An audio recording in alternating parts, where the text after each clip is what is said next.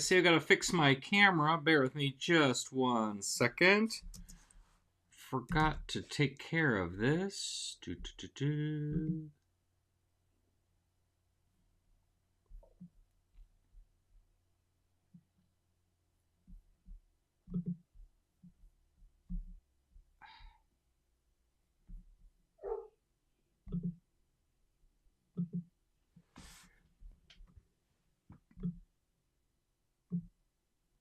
What is this doing to me? Bear with me just a second. Sorry about this. Always technical difficulties.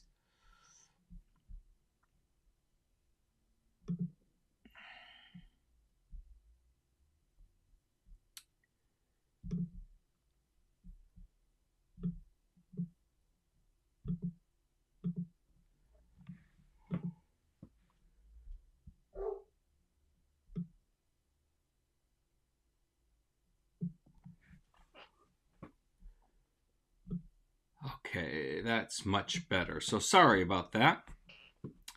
So today we're going to go ahead and talk about Ask Me Anything. So I've got some questions already lined up that we'll talk about, and we'll get started right after this short intro.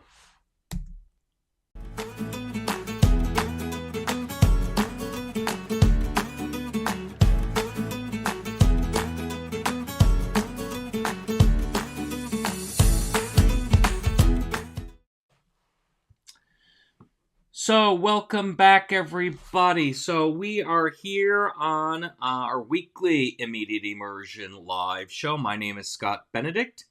If you find any of these videos helpful, please like and subscribe. That will help us with the YouTube algorithm to get out to more teachers. And this week I want to do something a little bit different. I thought we could do an Ask Me Anything about CI, and I got some responses already, so I'll go and start with those.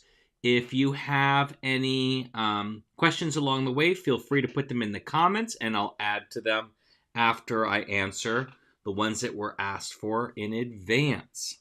So welcome, everybody. And my first question is from Andrea, and she asks about, is CI worth it if she only gets to see her kids once every 6 days for about 45 minutes?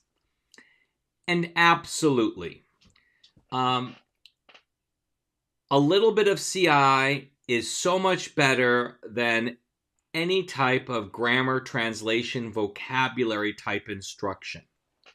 Are you going to be able to accomplish everything that someone who sees their kids 3, 4, or 5 times a week does? Obviously not. But you can still accomplish something. So the things I would really focus on is I would focus on having conversations with kids and working with stories. I don't know with 4 times, with only 45 minutes once every 6 days, if you can get more into it than that. So I would focus on having conversations, maybe 1 day a week, and then the next time you visit them, maybe do a story with them. And you might even then do the next time, do a reading with them, all working on the same vocabulary that you're working on. Obviously, I would not teach thematic vocabulary. I would work with what comes up naturally during your conversations. So whatever comes up in your conversations, or if you have pre-thought out questions, I have a list on my website about it's like 75 different questions I ask my kids on conversation days. But you could just have an everyday conversation with them and then find out what comes up from that, and then you plan for the next time using some of that vocabulary and grammar that came up to build your story with, and then build your reading with in the following week. So you're not going to be able to cover as much. Another option is to focus on the Super 7 that's been prescribed by Dr. Terry Waltz.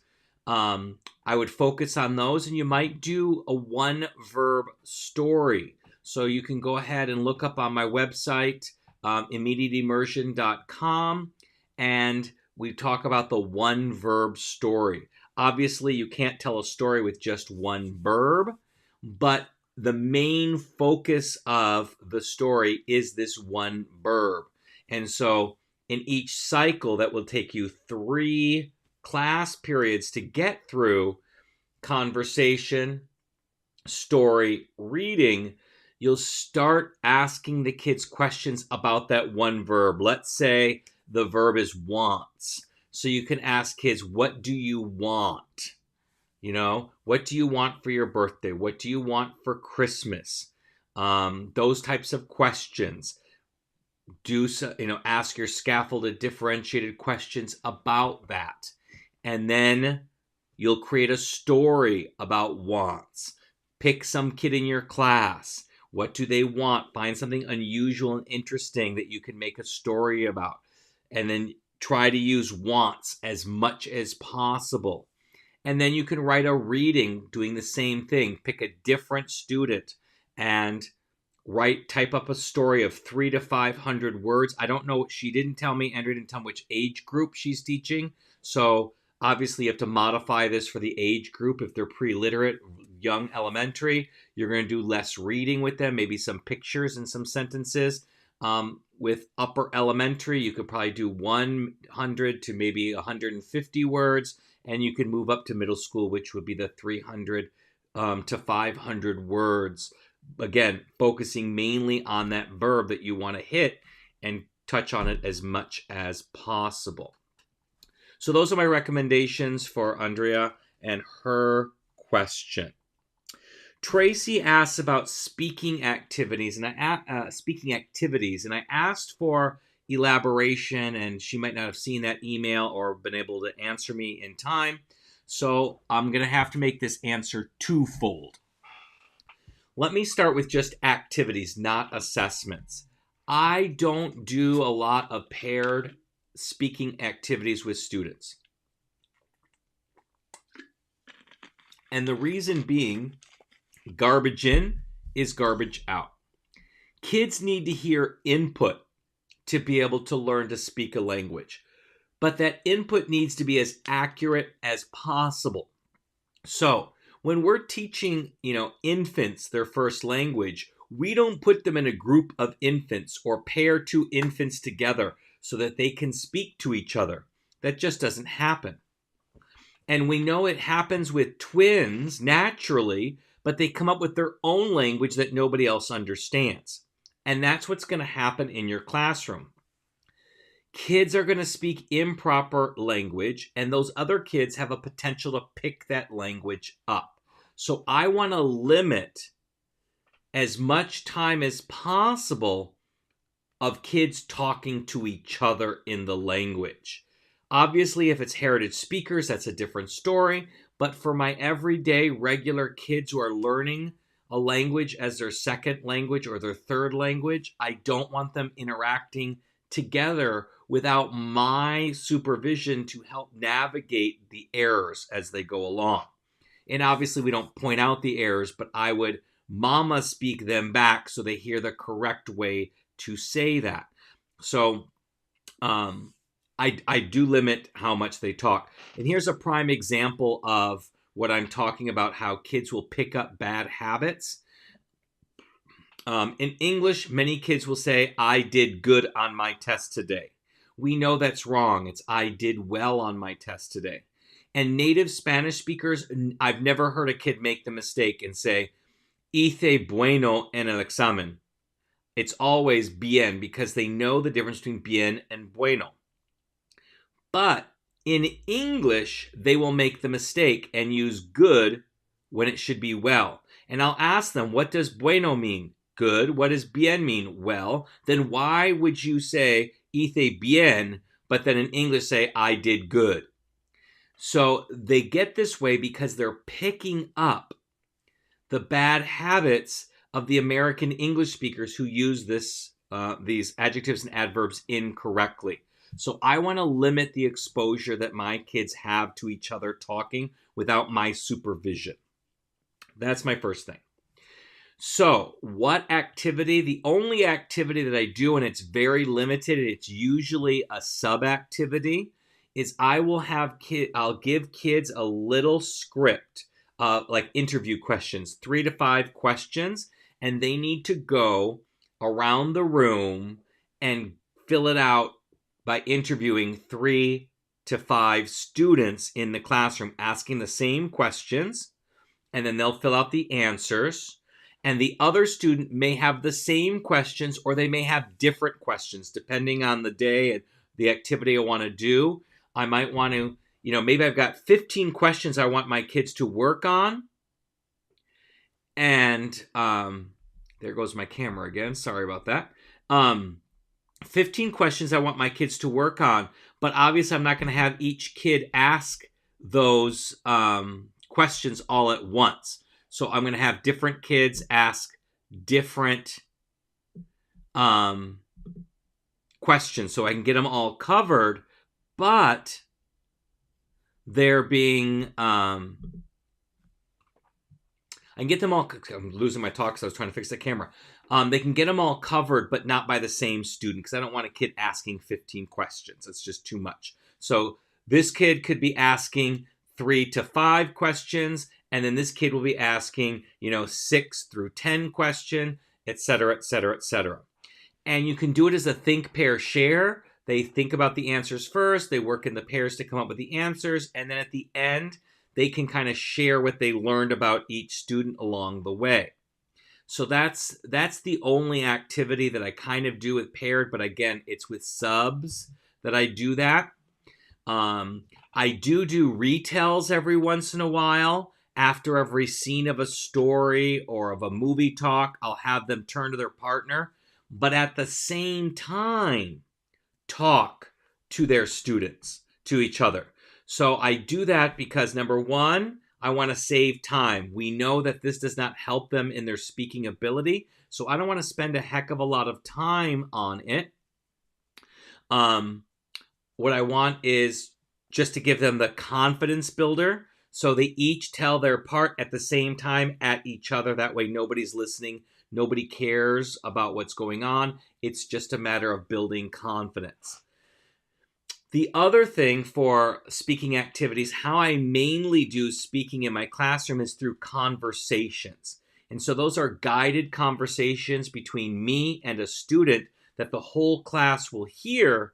And then I'm asking my rest of my class scaffolded, differentiated questions about the conversation they just heard. So I might ask a kid about their new haircut or their new shoes, or how they do in the basketball game last night, or using one of my 75 or so conversation questions.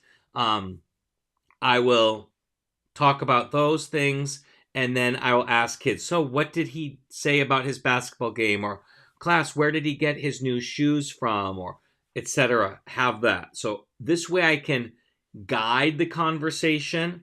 If I hear errors, I can mama speak them back. I can reiterate what they're saying and make the subtle corrections I need to make without pointing out that there's errors.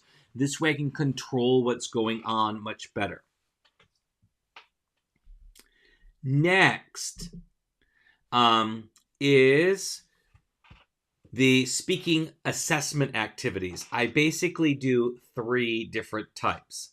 The first one that I do is during conversations, I will assess kids on how well they're answering my questions.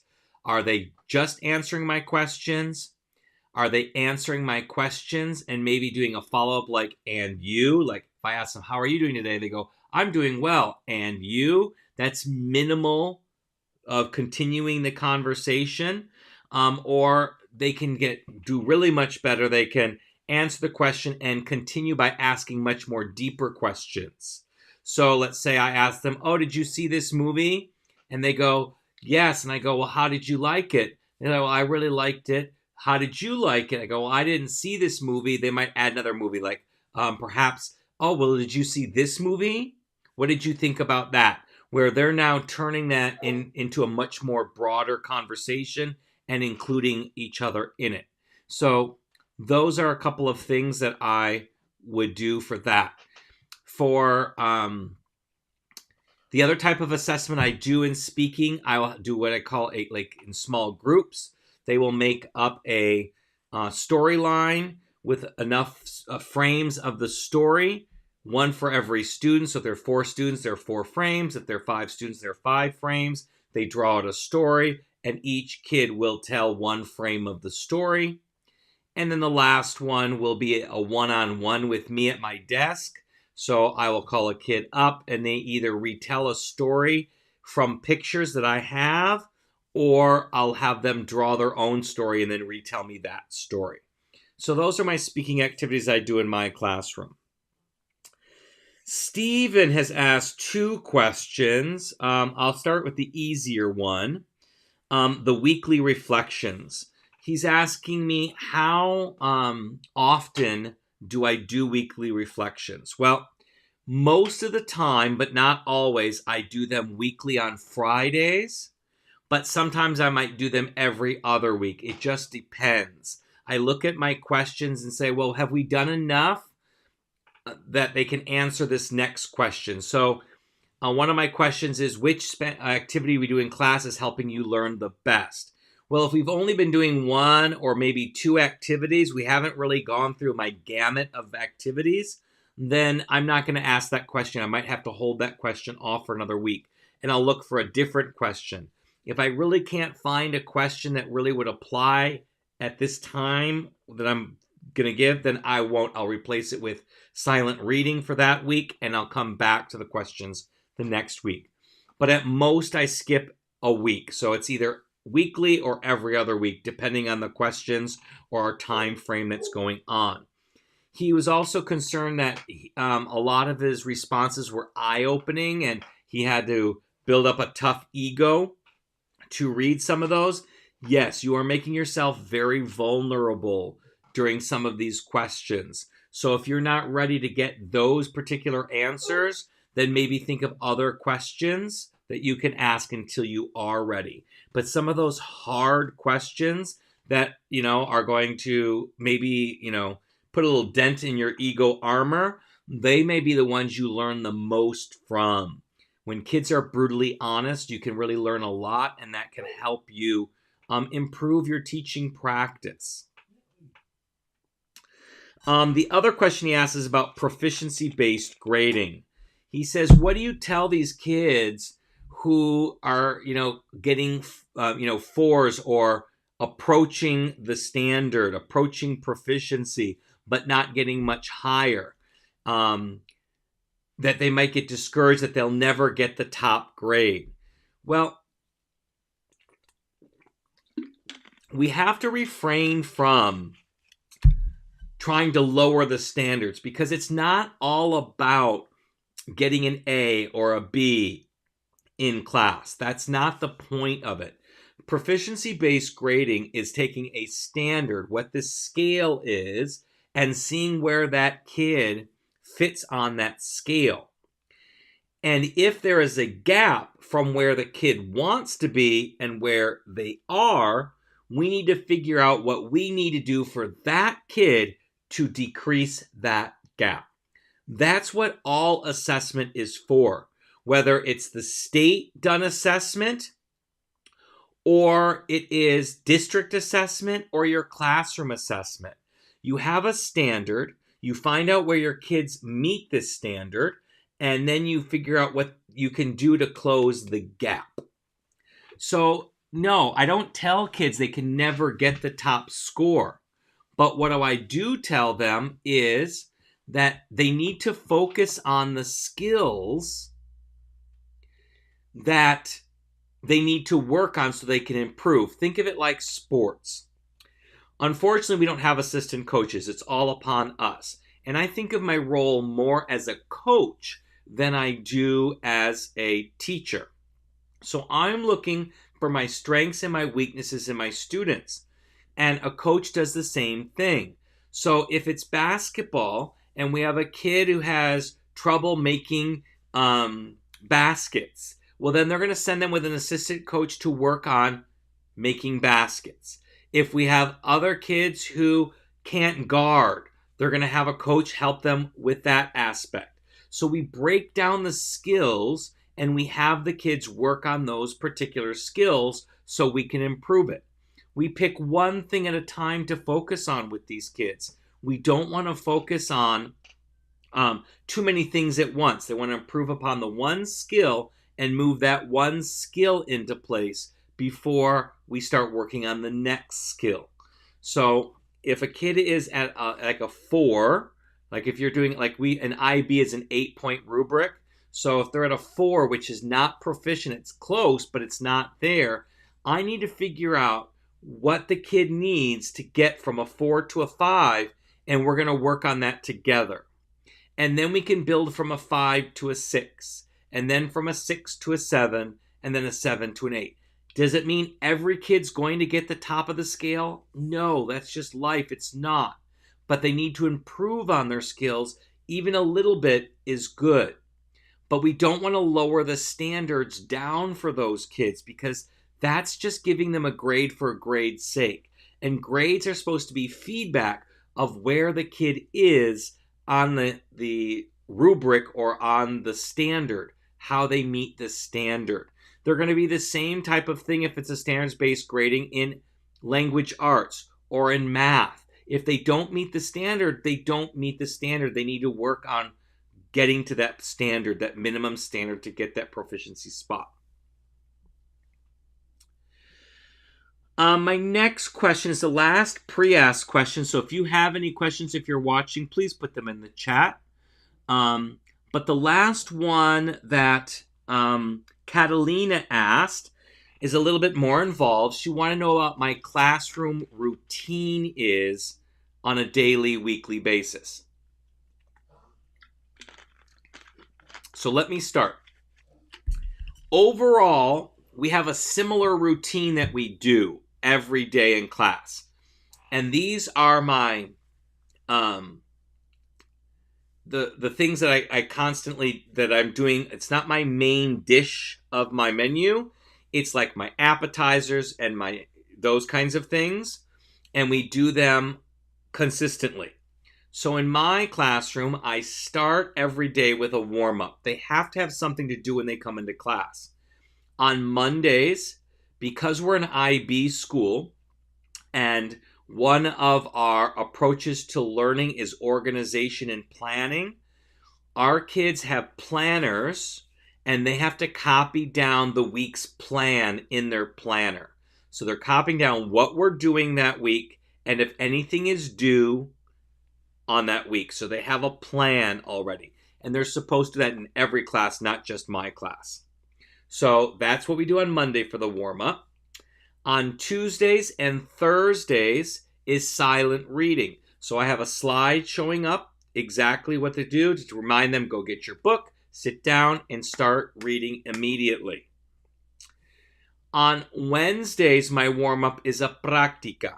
So it's 5 questions on a Google slide for them to be able to answer based on vocabulary or things like that that we're working on for practice. It's a checkpoint for them. I don't grade it other than for completion. They're supposed to do their best without... Sorry, I don't know how to help with that. Here are other things you can try. Sorry, my Google went crazy when I said Google. So they are to try their best without getting any help. Anything they get help with, they can get help, but they need to put a little asterisk next to it so they know that they need to work a little bit harder on that particular item because they didn't know it. And then when we go over the answers together, they are to correct them so that they will have the right answers there too. And it's just the practice. That's all that it is. Then on Thursday, we're doing silent reading again. And then on Friday is reflection. So those are my warm-up activities that I do every day. Next, we were encouraged during the pandemic to do something inspirational or like an inspirational quote or something like that. And I've continued that even now. So I have 180 different quotes, one for each day of the school year, that I put up on a slide and we talk about. I worked really hard when I made this back a couple years ago to include quotes from white people, black people, Hispanic people, Asian people, Middle Eastern people, from men and women, from different religions, from different gender and sexual identities, so that I had a mixture of inspirational quotes that I had that represented my population in my classroom and populations I wanted my kids to be exposed to. So I have a wide variety of 180 different inspirational quotes. So we just read the quote. It's usually in English because I really want to inspire them. I don't want to have to, it's not an exercise for language. It's just to kind of give them something to think about for the day. So that'll be my second thing.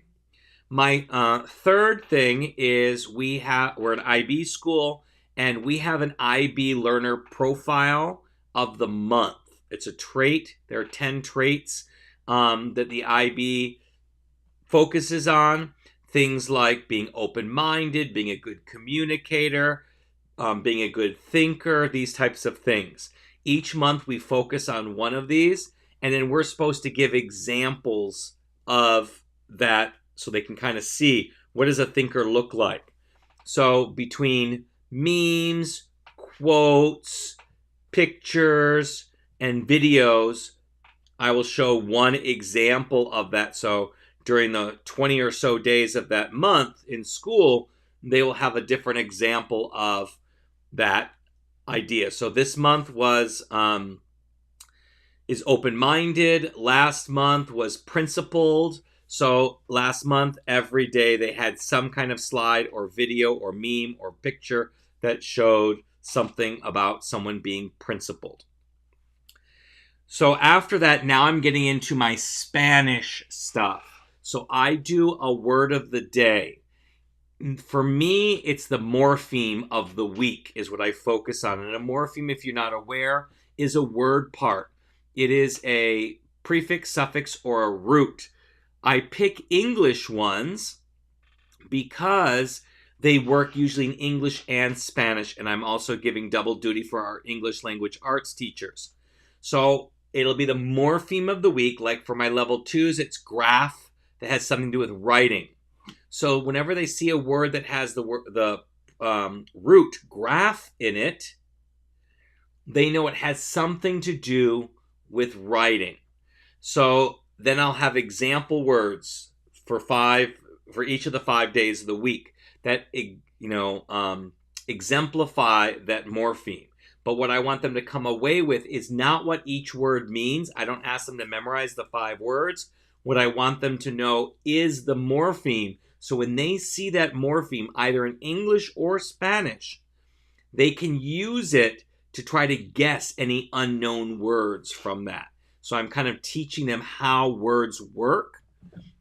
And I have them write them down. So they'll write down in their notebook the morpheme of the week.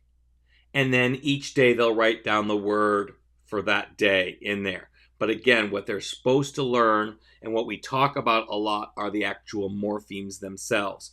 And when those morphemes or any morpheme pops up in a reading, I will point it out so they can see how we use these things to figure out what something means in the real world.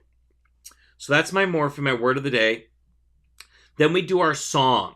I do a song every day. It's the same song for 2 weeks. So on the first day of the song, I'll introduce it, they'll listen to it, and I'll translate the song. I might do a close activity with the song.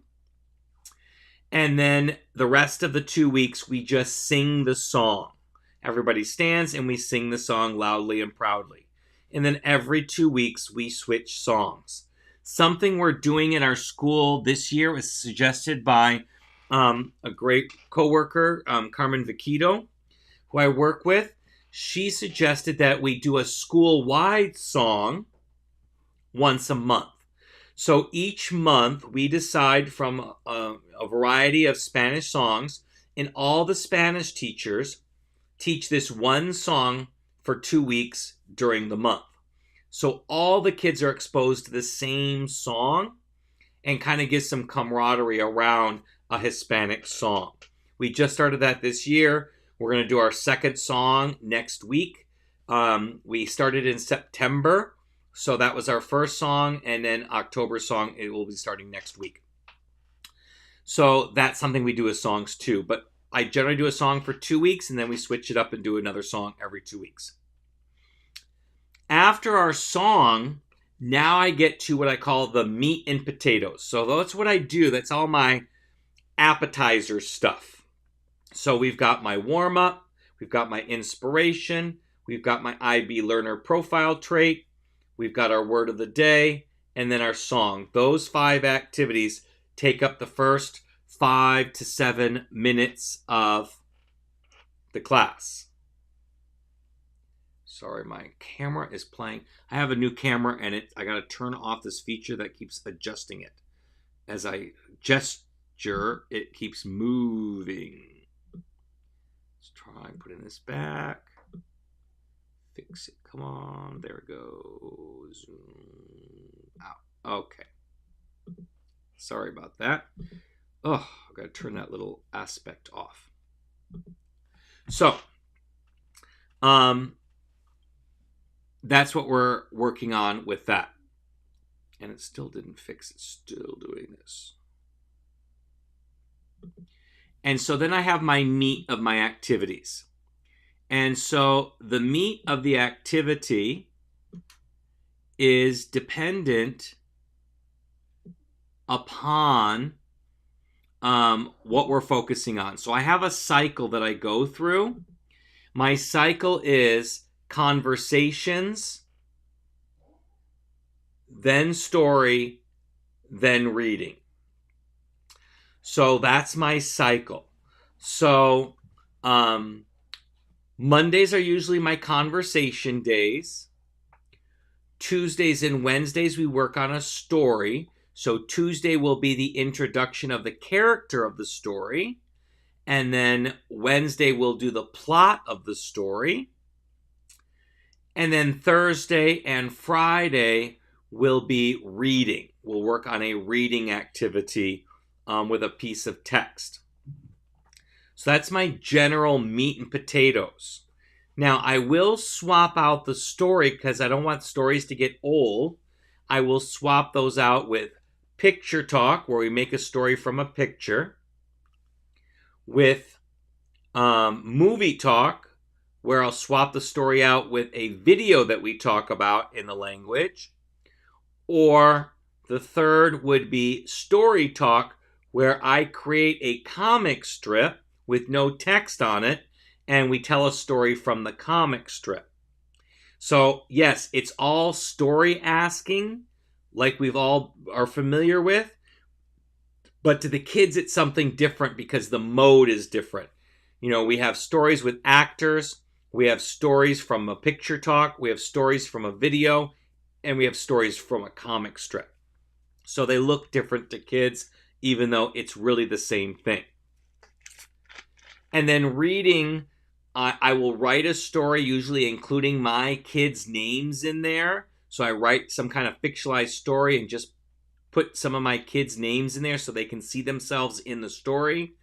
And then we read it, we translate it, we talk about it, we discuss it. That'll be on Thursdays and Fridays. So that gives me my whole cycle. Now, does that mean I get through a whole cycle every week? Absolutely not. Some days the conversations take longer, and so I may need to use them for 2 days. Some days the story is going so well that it may take me 3 or 4 days to do the story. Movie talks usually take me 4 to 5 days just to talk about the video, and then I create a reading from that movie talk as well. So then I've got 2 to 3 days to work with that as well. So I'm not really tied to the calendar. I will plan my first lesson with the hopes of finishing the lesson in a week. But if I don't finish it, I'll just make a copy of that week's slide deck, change what I need to change, and call it week, it'll be lesson 1B. Because I'm still working on lesson 1. And I'll just shift the slides as appropriate what I need to work with. So I'll make those adjustments in those ways to see how that works. Now, if you really want to see how I plan all this out, there is a webinar available if you go to im.us/shop. Let me put that in the chat here. Let me get right in there. im.us/shop.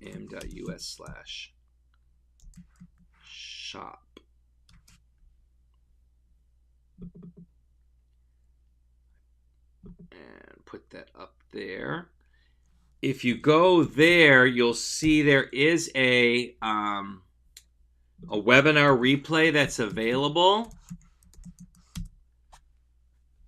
called Plan With Me. And you can purchase that and watch that and see exactly how I plan my lessons, create my slides, and do all of that so I have everything quite organized and ready to go for my lessons. So those were all the questions that I got in advance. I don't see anybody typing any questions in the chat box, but if you have any questions, please feel free to do that. If you're watching this on the replay and you have questions that you'd like me to answer in my next Ask Me Anything, please put them in the chat, and I'll be happy to answer them for you in a future episode. But if we don't have any other questions, then I have nothing else for today. Next week, we'll return to our normal programming where I will have a topic that we'll talk about. Same time, same channel, Monday at 3:30 p.m. Pacific.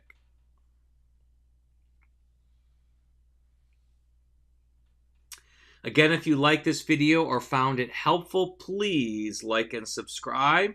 It really does help us out as we are growing, and I want to reach more teachers with the topics that we're talking about. So thank you so much for showing up today. I greatly appreciate it. Again, if you're watching in the replay, please let us know any questions you have in the chat, and I'll be sure to add them to our next Ask Me Anything episode. Everyone, have a great Monday. Enjoy the rest of your week, and I'll see you next week. Goodbye, everybody.